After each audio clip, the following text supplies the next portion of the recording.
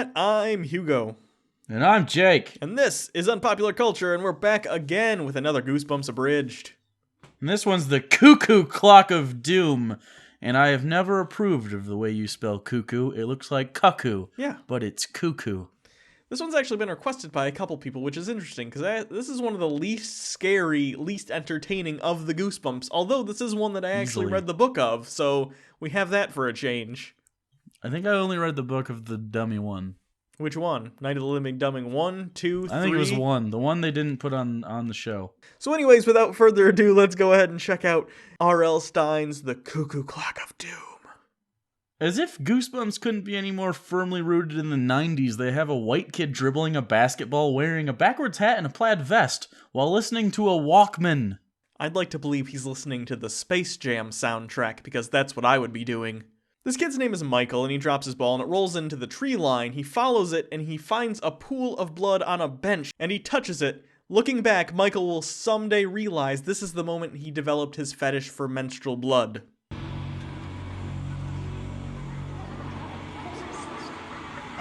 Apparently there are laughing children in this subdivision. Usually, only the sounds of the trophy wife banging the pool boy can permeate these Walkman earbuds.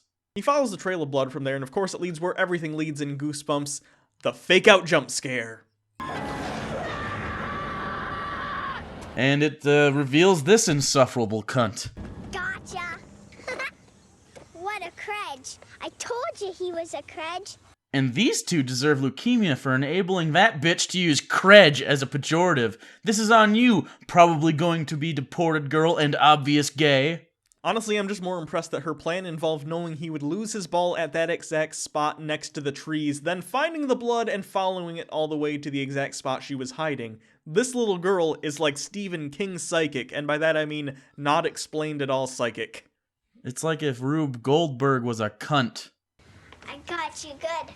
Almost as good as at your party. And this is the type of exposition that makes me hope that mole on RL turns out to be extremely aggressive cancer. Of course, this leads to a flashback because R.L. Stine is aware that sometimes actual writers have flashbacks for some reason. I don't have this one. Of course not. You said it was lame and he threw it out. But now he'll probably like it, now that he's in love. We see here an upper-class young white male in what would surely be the single lowest point of his childhood. Back in Africa, Yonga is sucking the moisture out of the anus of this large mammal in order to stave off the inevitability of death by dehydration. After he gets made fun of by all his friends, he also goes and gets a cake which falls on him because if you don't remember, in the 90s, ruined pastries were hilarious. I've been wanting this for a long, long time. A clock. So the dad wants a clock. That's how R.L. Stine wrote this into the episode. I don't know, the dad wants it? Fuck it, let's go with that. I'm R.L. Stine. Nobody expects much from me. Fun fact, R.L. Stine's contract meant that he had to write a new book every 2 weeks for about 5 years, which explains some things, though probably doesn't excuse it. You'd think that would kind of make me feel a little more empathy towards him or sympathy. No, none. It makes me feel less. Why did you sign that fucking contract, R.L.? So the dad says that this antique cuckoo clock has been something he's been wanting for a long time, and it not only tells the day and the time, but also the year, which is the least useful thing a clock could possibly do. He also says there's a magic spell or something on it, something lazy, you know. The only thing I've seen lazier than this resides within Forrest Whitaker's eye socket. The father is very protective over the clock, and he sees that Tara is trying to touch it, which gives Michael the idea to frame her for breaking it to get back at her for being such a little cunt. While spying on Tara to make sure she's asleep to pull off his genius plan, this Oompa Loompa haircut motherfucker wears a ring! I blame you, 90s Justin Timberlake. So douche hair McCuntface is an idiot because he decides to break the clock by turning the head of the cuckoo around. Something clearly only he could do, due to his height. If anything, he's lucky it's a hellish time travel clock or his parents might have taken away his Pogs, /Jordans, /insert 90s joke here. So he comes downstairs the next morning to find that it's his birthday party all over again. Weirdly, instead of doing things differently, he makes literally all the same choices. At least Bill Murray used his do-overs to fuck that lady who was hot in Groundhog's Day, and then nothing else. So yeah, he Groundhog Day'd himself. More importantly, does R.L. Stine have a single original thought in his head? Maybe the mole's in charge. Sentient plagiaristic mole. Good joke, Jake. You make us all proud. More confusingly, when he walks out to get the cake, why was the cake outside? Is this where we used to keep cake in the 90s? Have I just forgotten because 9/11 happened? So that night, Michael has a dream. It has nothing to do with the story other than the clock is in it, though. Is it at least a scary dream? No. The only thing worse than the haircut is this scene. I'd rather watch Yanga drink that poop water again. Yeah, it's better. Look at him. He loves it. He wakes up as a 6-year-old now, a 6-year who has seen Home Alone. I know this whole I'm a 6-year-old thing is supposed to be the scary part, but what's truly horrifying is that this kid wears tassely cowboy outfit to bed. I think he may have time jumped into one of Subway Jared's fantasies. So he has to go to his own 6th birthday party, clown and everything. Can I just ask, who are clowns for? Kids don't like them, adults don't think they're funny. I think there's a weird clown union issue that's preventing us from getting rid of them.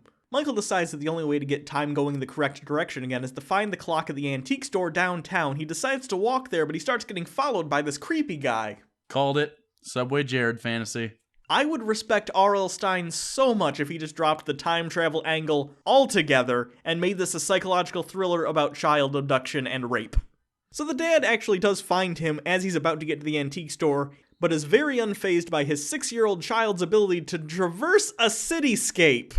Also, noteworthy, the garbage haircut was obviously genetic. Also vest wearing. So 6-year-old Michael goes home and he's talking to his parents and he's very upset. Don't argue over me. It's not worth it.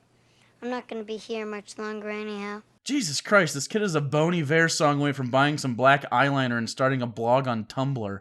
The next morning, Michael wakes up as a baby. This I will always remember because in the book they describe how as a baby the mother takes his temperature anally. This is the closest to sodomy you will ever get in a Goosebumps, in case you wondered. So Michael's worried that he's not going to be able to get to the clock because, baby. However, with no prompting whatsoever, his family decides to go to the antique store anyway. I'm assuming this is just because R.L. Stine is as sick of this story as we are and he's begging for it to end. So this is the climax R.L. Stine wrote. A baby climbing stairs. Meanwhile, this is still happening. I'd like to think he'd still choose this over regular water. All up in there.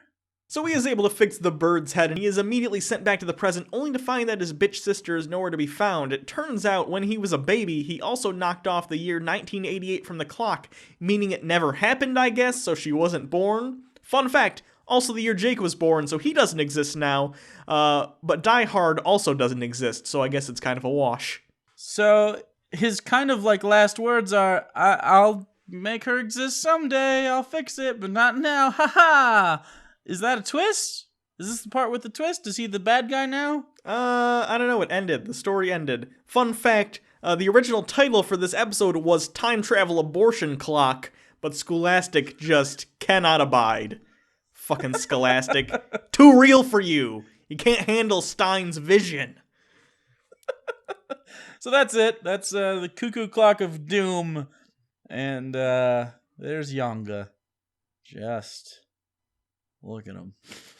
So yeah, if you have any episodes you want us to do, suggest them in the comments. We haven't done these in a while, but we're going to try and do the Goosebumps and Are You Afraid of the Darks more regularly. Yeah, probably twice a month. Yeah, I think. hopefully. For the foreseeable. Yeah. But yeah, so if you're not aware, we do have a new upload schedule every single Saturday. Unpop will come up, and then we will do trailer reviews as they are released. So at least one video a week, probably two, especially during the summer months. Yeah.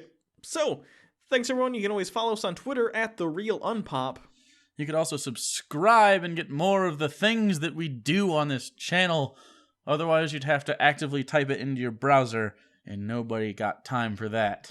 If you wanted to help support the show, you could donate to our Patreon campaign. Other than that, until next time, I'm Hugo. And I'm Jake. And this has been Unpopular Culture, and, I actually think being turned into a 6-year-old for a day would be incredibly relaxing.